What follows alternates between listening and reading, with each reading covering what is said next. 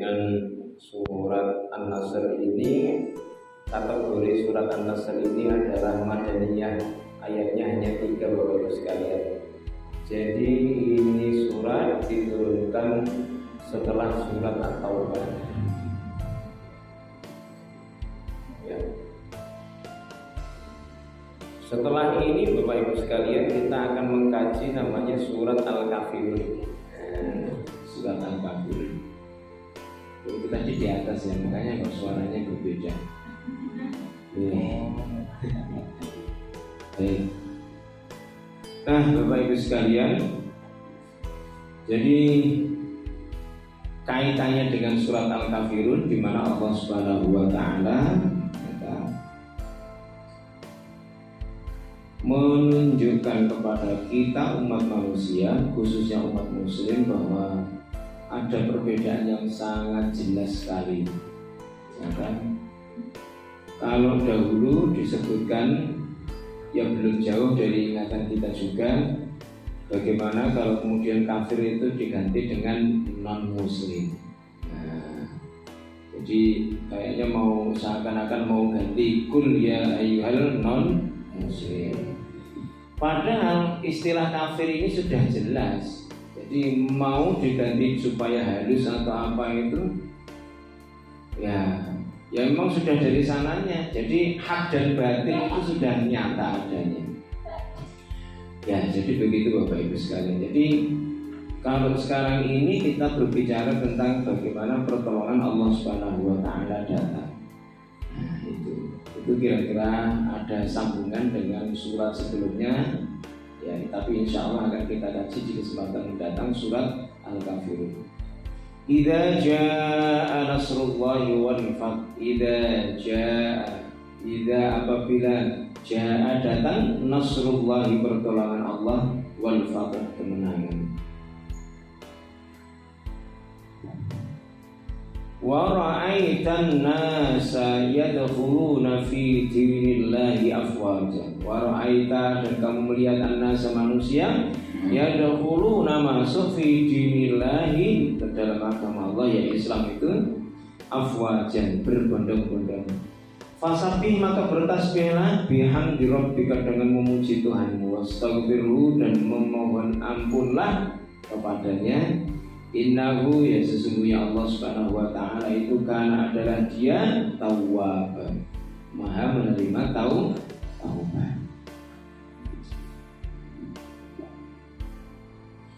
Baik Bapak Ibu sekalian rahimakumullah. Jadi di masa-masa di mana Rasulullah Shallallahu Alaihi Wasallam itu berdakwah, ya tentu saja dakwah ini adalah karena ajakan. Ada yang menerima, ada yang menolak. Ya. Jadi Rasulullah Shallallahu Alaihi Wasallam itu sampai kemudian merasa sedih. Sebenarnya bukan sedih seperti kita, enggak, tapi prihatin. Ya. Sampai dadanya itu sesek, tidak berlapang dada. Ya. Oleh sebab apa? Sebagian besar ya umat manusia waktu itu mendustakan ajakan beliau Sallallahu Alaihi Wasallam. Padahal yang namanya bukti-bukti ya itu sudah sangat jelas sekali. Ya, dalil-dalil juga sudah sedemikian. Sampai kemudian Allah Subhanahu wa taala itu di dalam Quran, nanti Bapak Ibu sekalian kalau membaca surat Al-Kahfi ayat 6 nanti bisa dilihat.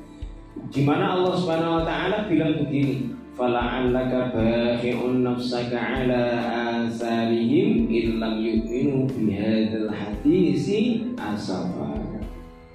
Kira-kira artinya kurang lebihnya begini. Fala'allaka baqi'un nafsaka 'ala asarihim, maka barangkali ya engkau Muhammad akan mencelakakan dirimu. Oleh sebab apa? Karena merasa bersedih ya setelah mereka berpaling. Artinya orang-orang ini diajak tidak mau menerima panggilan.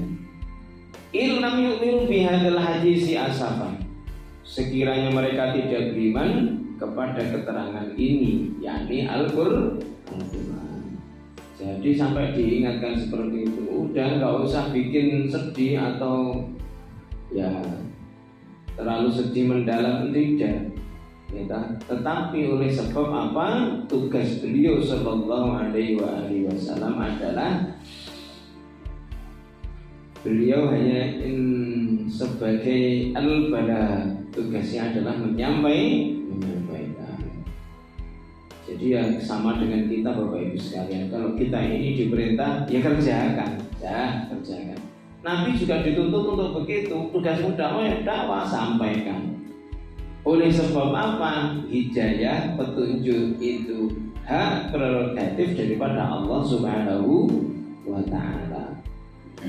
Ya itu. Wa fi hadzal qalaqi wad dajali istibta'un li nasrillahi lil haqqi alladhi ba'atsa bi nabiyhi bal fi sahwun an wa'di lahi ta'yidi dinihi. Bapak Ibu sekalian, ternyata kesedihan yang kemudian dialami oleh Rasul Sallallahu Alaihi Wasallam itu ternyata terus kemudian menjadikan Allah Subhanahu Wa Taala menurunkan pertolongan, ya, bahwa Allah Subhanahu Wa Taala membukakan hati orang-orang yang didakwai itu, ya, untuk menerima dakwah daripada Nabi Muhammad Sallallahu Alaihi Wasallam.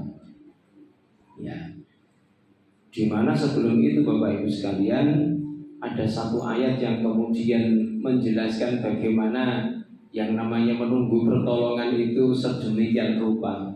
Jadi Bapak Ibu sekalian nanti bisa dicek Quran surat Al-Baqarah 214. Di situ Allah Subhanahu wa taala nyatakan wazilzilu hatta yaqular rasulu walladzina amanu ma'ahu mata nasrullah. Jadi waktu itu Bapak Ibu sekalian digoncang, ya kan? Digoncang dengan berbagai macam cobaan, sehingga Rasul sendiri beserta orang-orang yang beriman kala itu menanyakan, kapan nih pertolongan Allah Subhanahu wa taala akan datang. Nah, kalau kita kaitkan dengan musibah yang dialami oleh saudara-saudara kita di Palestina, Bapak Ibu sekalian, ternyata kalau dulu informasi itu sangat terbatas, bahkan bisa dipelintir, ya. Kalau A bergeser menjadi A aksen itu masih mending, tapi kalau berubah menjadi Z, nah itu masalah besar, ya kan? Itu dia. Nah sekarang siapapun bisa menyaksikan oleh sebab mudahnya arus informasi melalui media sosial. Sehingga apa? Di mana-mana orang yang, mohon maaf bahasa di media sosial itu agak kasar sedikit begini bunyinya, yang masih waras, ya toh, bisa memahami bahwa apa yang terjadi di Palestina, di bumi Palestina bukan sekedar perang. Maka Bapak Ibu sekalian bisa dicek itu orang-orang yang sadar, ya kan?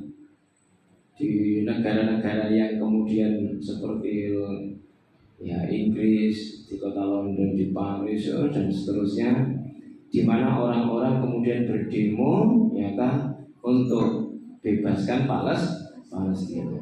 Oleh sebab itu yang terjadi di Palestina mirip dengan apa yang diistilahkan, yang kemudian disebut dengan genosida. Genosida itu adalah pembersihan etnis atau suku, nah, begitu. Nah itu Bapak Ibu sekalian. Nah ternyata Bapak Ibu sekalian di Jepang, ya orang ternyata berduyun-duyun masuk Islam. Jadi di Jepang ini Bapak Ibu sekalian ada masjid-masjid, tapi gambarnya ya nggak kayak masjid di tempat kita ya Bapak Ibu sekalian. Sudah modern masjidnya. Ya ada kawan saya di sana Bapak Ibu sekalian, itu membeli semacam rumah begitu, itu dengan harga berapa yen itu.